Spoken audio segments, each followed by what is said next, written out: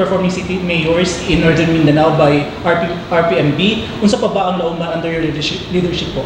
Well, since may incumbency in the last 5 years, ang ato yung gitutukan is ang ekonomiya sa ato ang dakbayan, no? Kay atong nakita nga usahay mabutang lang sa usik ang ato ang mga programa sa panggobyerno kung atong kalimtan ang pang-ekonomiyang hisgutanan sa ato ang local government unit, kay eventually ang mga tao nato mangayo magtrabaho, ang mga tao nato mangayo man og kanang kanunon, etc., etc., and other basic needs nga gikahinanglanon sa mga katawhan nato sa ilang tagsa-tagsa ka pamilya o panimalay.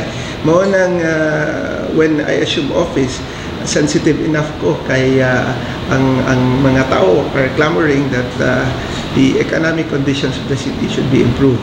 So mo nang in the last 5 years, investment promotions gid ang amo ang paningkamutan, no?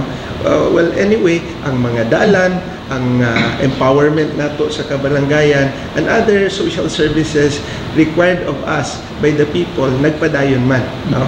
Pero ang identity gyud sa amo ang administrasyon karon naa gyud nakamurag na halambigit gyud sa pang-ekonomiya nga kalihukan sa ato nga syudad. Mao nang in the next 7 years moabot og binilyon ng commitment sa mga investor dinhi sa dakbayan sa Roqueta, and we are hoping that in the next 7 years Roqueta will be transformed from what it is today to a much better city, na wherein ang mga tao makatrabaho, kay we are hoping in the next 7 to 10 years we will be able to generate 35,000 jobs for our people sa kalain-lain nga mga business endeavors na pagahimuon sa mga investors ngayong sulod sa ato ang dakbayan, no?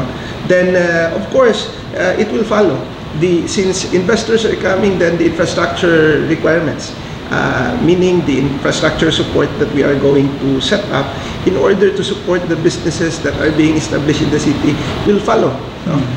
Road networks, port networks, labi na gid sa Roqueta nga bag-o lang i-resume ang komersyal nga mga aktibidades sa amo ang kanang domestic port, no? Nga nay mubiyahe na pud pagbalik. Karon nga usa ka ruta, pero hopefully by next year tulo ka ruta nga maserbisyoan sa Roqueta, and eventually in the next 7 years we will also host the next international port in the country, no? And that will be probably one of the best international ports that the country will ever have if once the project is completed. So mao ni mga butang nga nakapa-excite na mo ni nga mga butang ang nakapa-dasig na mo nga mas mulihok pa para sa amo ang pinanggang dakbayan, kay naaman ang amo ang grupo diri sa Misamis Occidental, naaman may gitawag ang among pundok, actually gitawag og Team Asenso, na wherein ang tanang mga opisyalis from the governor, our head sa Team Asenso, to all the local chief executives of the different local government units of the province. Ang isa among kabisyon nga ang among tagsa-tagsa syudad o mga lungsod mo asenso gayon under the 5M's mantra sa among grupo, wherein ang Misamisnon, of which Roqueta is part, mahimong magkuyong, malinawon, malambuon ug malipayon, no? If we are going to kanang kung sa binisaya pa ni kung atong ikinabuhi na nga mantra, then ang tanan namong direksyon diri sa dakbayan sa Roqueta will definitely hit the 5M's mantra of our organization or political grouping. So mauna siya ang ingnon nato dako nga challenge nga among pagabuhaton, although we are the momentum is there, and I am confident that we will be able to achieve the goals that we have set. By the time, if by the grace of God, ma-re-elected ko come election, I'll be able to finish my 3 full terms. Then the city of Oroqueta will eventually prosper from what was our kanang estado na mo years back na when I started in 2019. So to me, mauna siya ang mission namong pagabuhaton karon.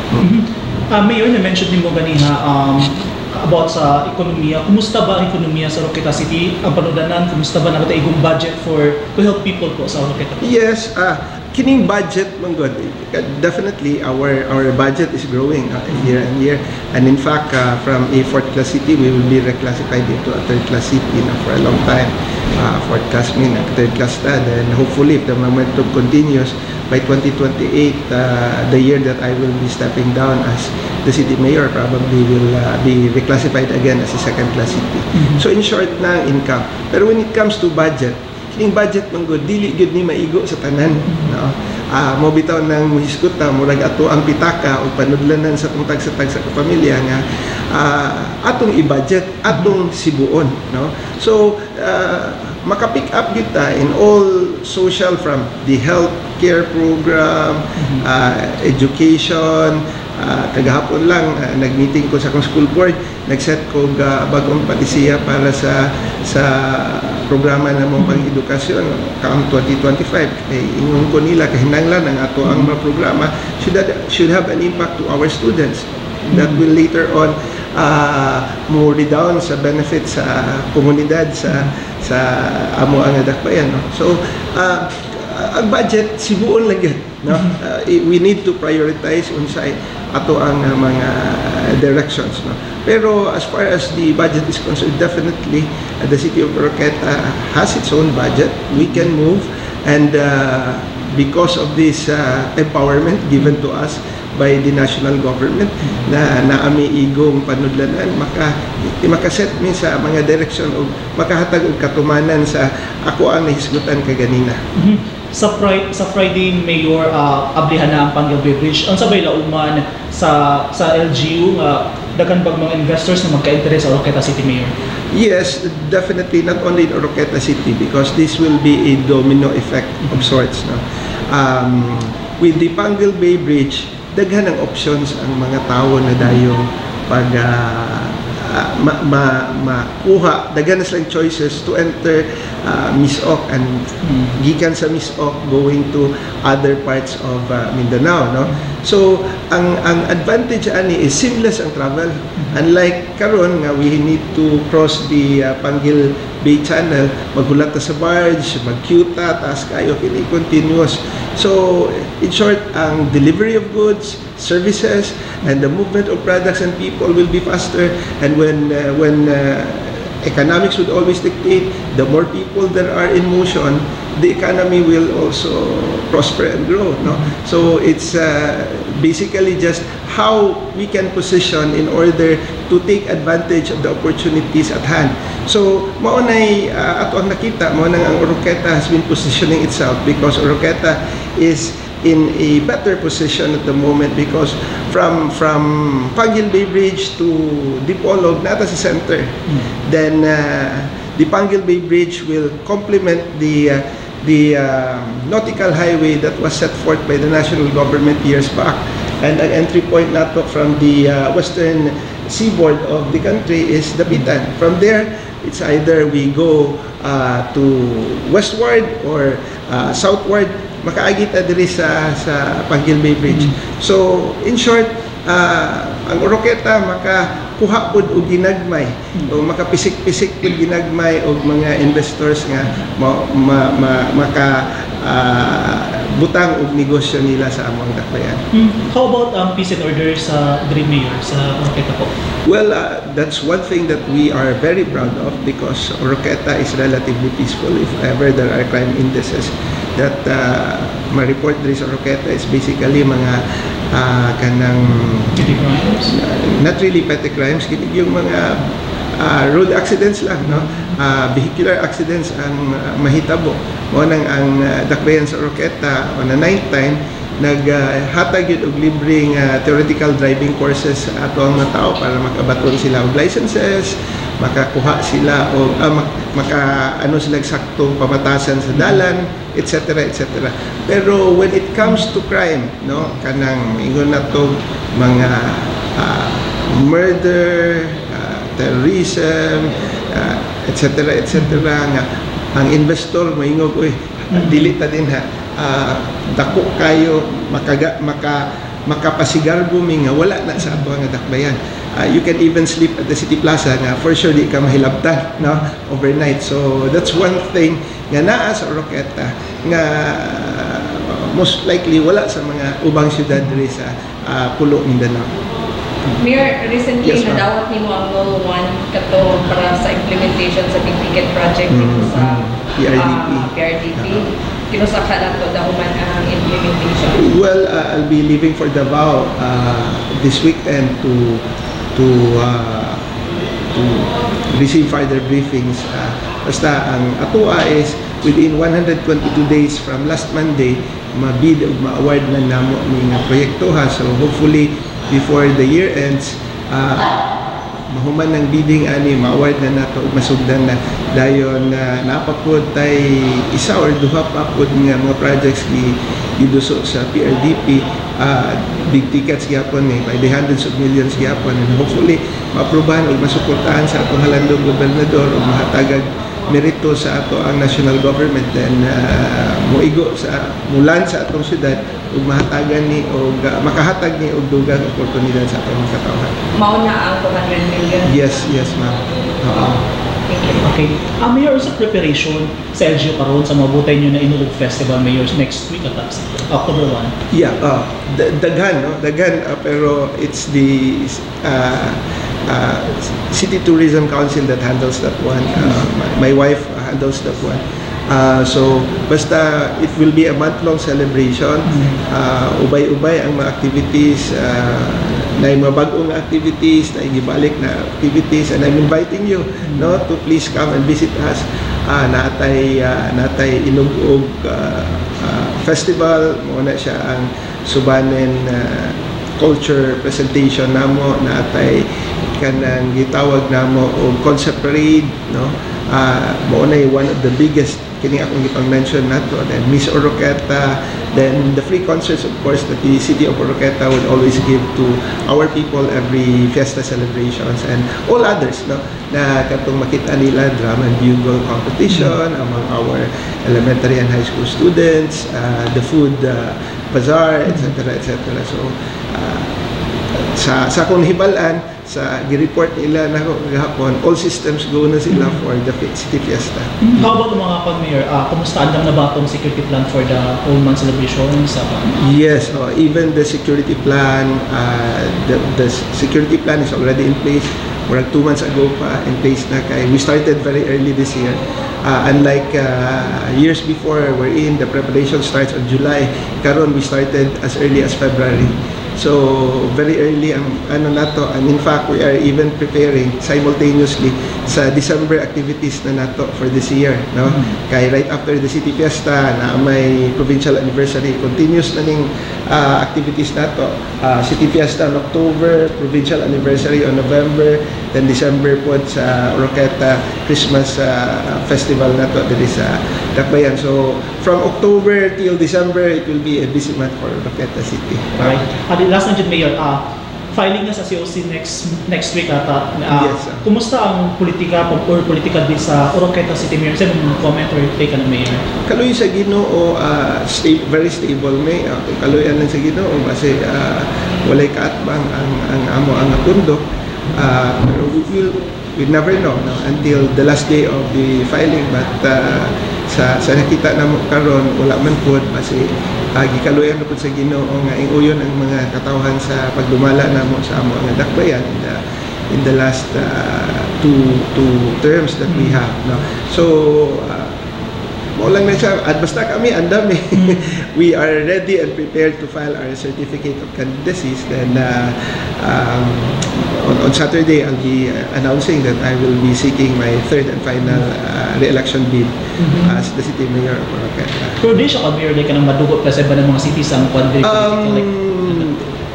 Dili sa Oroqueta normal nga dinautay, pero amigo ra pud pagkahuman. Mura ra gaduhag basketball magsinikhanay sa liga, naay masamdan, naay mabunol, pero human pud sa basketball mag-inom ra pud dito sa kilid kay amigo ra gyud gihapon. So Oroqueta has a different culture compared to other cities kay sa akong nasabtan ang matag lugar naagay kaugalingon niyang kultura ug identity ug nakita nako nga ang mga ang mga Oroquetanos I like that, no, kay ang mga kay dinhi sa Oroqueta sa ang mga tao murag konserbatibo kaayo ug mahadlokon sa Ginoo, and in fact we have over 60 denominations, no, of different churches in Oroqueta City kay organized na namo.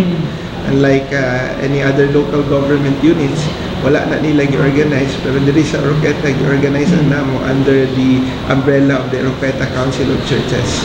So kay gitan-aw namo nga ang gobyerno ug ang simbahan magkaabag yun sa pagdumala sa ato ang syudad. Ako sa gikahinanglan nga mga tawhanon, gikahinanglanon sa ato ang makatawhan ug ang simbahan ako sa gihangyo nga ang spirituhanon pod ila pong isang yaw sa ilang mga katawhan, of which ang ako ang constituency ug ang ilaha nag-overlap lang, no? Then I do always believe na when the community is God-fearing, most likely mas peaceful pod ang akong komunidad, mas minus problema sa peace and order o tanan-tanan o kanang social ills na makita nato sa mga dagkong syudad. But definitely that will be a challenge to us as we grow bigger. Then definitely there will be more challenges, kanang mga krimen nga makita nato sa TV moabot gid dire, labi na panahon ting fiesta ang budol-budol moabot dire, mga snatching moabot dire nga sa normal days namo wala na siya, no, pero kung magsing-abot ang fiesta padung sa Disyembre moabot gyud na sa dakbayan sa Oroqueta kay tungod mas daghan ang tawo, mas bibo, mas sadya na pero kung mga balhibog kamot makakita kung oportunidad anang napita. Pero mga dayo kasagaran may yes mga dayo tanan taga laing probinsya, laing probinsya ug laing syudad, pero ma-identify ra pud namo sila, pero mao lagi mura pug turista mudayo pud apil kuyog sa mga turista dinhi sa among dakbayan. Pero pasalamat po lang ang ato ang kapulisan are dead serious in maintaining peace and order in the city. Well, Mayor, pila yung population sa Oroqueta, Mayor? We have more or less 75,000. No? So it's a little small compared to other cities. We have 47 barangays, although we are a small city pero daghang barangays, daghang gagmay nga barangays. Paritay City, 20 ka urban barangays and 27 rural barangays. No? So pero maski tuod gamay ra nga syudad naningkamot mi nga apas mi, although not as developed as other cities. Kay ako nung pag-ingnan ang matao ang atoa lang is atong syudad gikahilanglan nga naay mga pasilidades susama sa mga dagkong syudad, pero mas may lang gyud gihapon nga rural setting ta. Kaya nako 1:30 kintahi ang meeting, pwede kong biya sa balay 1:30 mabot ko 5 minutes or 10 minutes later ako lang gyud gihapon nauna sa meeting. Unlike in other big cities na if you have a meeting you have to travel from your place to the meeting area an hour or 2 hours earlier, so that will be definitely a toll to the quality of life you have, no? So dili sa Oroqueta amo kung gilantaw nga ang kalidad sa amo ang kinabuhi mulambo sa area we're in, na ang presensya sa mga walhon nga mga armadong mga kusog sa walhon nga kalihukan sa ato ang katilingban, og kung madeklarar naman yun, no, na kay pada sa Oroqueta wa naman gyud na dismantled naman gyud tanan. So this will boost our image, no, not only in the whole of Region 10 but the whole archipelago. People will be coming in, tourism, especially it will benefit the tourism program of our governor. And for sure visitors would come kay makaingon man sila, peaceful dire, no? Although peaceful could be sa una maski naapa na sila, pero karon with that badge nga makaingon ng mga tao, uy, wala gyud ay, no? Dili na ta matag as an area wherein it's a no-no kay parahan ng mga puti, mga langyaw nga mga turista. Daghan mang mga advisory good sa ilang maimbahada nga mingog ayaw mong tamak aning mga probinsyaha, islaha. So ang Oroqueta ug ang Misamis Occidental kung matangtang ana, then it will benefit us a lot, no? So when people start to come, as I have said, opportunities are created kung daghang movement sa tao dinhi sa amo ang probinsya, and that's what the governor is doing, that's what the different mayors of the different localities of the province are doing. So hopefully this will be a big boost to us. That's why we are celebrating, no? The province, the city is celebrating for how many decades naami ana kay natong bata pa ko sa dinhi sa sa Oroqueta, nakaabot gid ko ana nga ang revolusyonaryong kalihukan nabot na gyud sa sentro, no? Murag nalukong na gyud, nalibutan na gyud ang syudad. So murag ang feeling sa kahadlok mo ng ubay-ubay sa mga dagko na to ug arang-arang nga pamilya nang balhin sa laing lugar dito na ginabuhian. Now these families have returned to Oroqueta, even as far as from the US when they migrated years back. They are now coming back, putting up their investments, developing their properties once again, thus creating new interest in our city. And mao ni nakapalagsik sa ekonomiya sa ato nga syudad. Ug i-attribute nato usa ni ana ang pagkawala sa problema sa rebellion diri sa ato ang syudad o sa probinsya. Sa tanong ng mayor sa mga hagit ay nakabot ni insurgency chief mayor sa Misamis Occidental po. Sa nakabot ni sa actually pa naghiusang lihok sa mga leader sa probinsya kay kini manggong problema sa insurrection dili manggod ni siya armado rang conflict ang ato ang gilantaw, kung dili ideolohiya ning ato ang awayan, no, nga gatuo sila inganing ana. Pero kung ang tanang mga opisyal nagkahiusa mo reach out sa ato ang mga katawhan and to let them feel that we have a government that cares for its people, then most likely kining mga tawhan na will go back to the fold of law. If we can create opportunities for them, if we can provide basic services nga patas sa tanan, no? Kung ang isa mabakunahan, ang tanan mabakunahan, regardless of status, regardless of political belief, regardless of religion and age and gender, then most likely people will no longer be complaining kay ang pagtratar patas man ug mo ni gibuhat sa ato ang pagagamhanan probinsya o mga pagagamhanan lokal sa ato ang mga komunidad. Mo ning nakabot ni nato na naka-realize sila nga ngano mo alsa pamanta nga naa may gobyerno nga nagmahal nato, naa may gobyerno nga nagpakabana nato, naa may komunidad andam mo dawat natong tanan, no?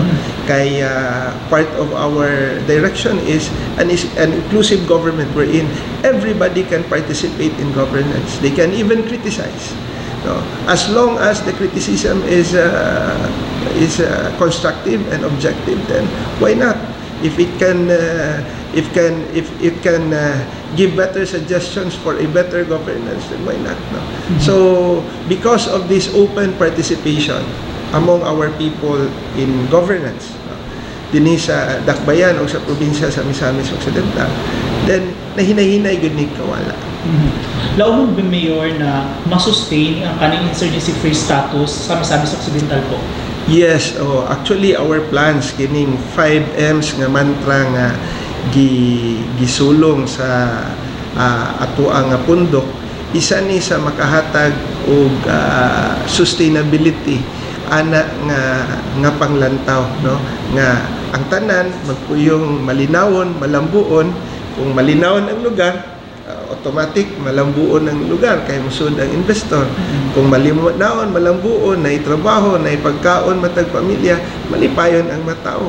Unsa pa may reason sa mga misamis nun nga mualsa, no, kontra sa gobyerno. So with these programs in place, we look forward that the province of Misaok and the city of Oroqueta in the next how many decades will always be peaceful and be more progressive.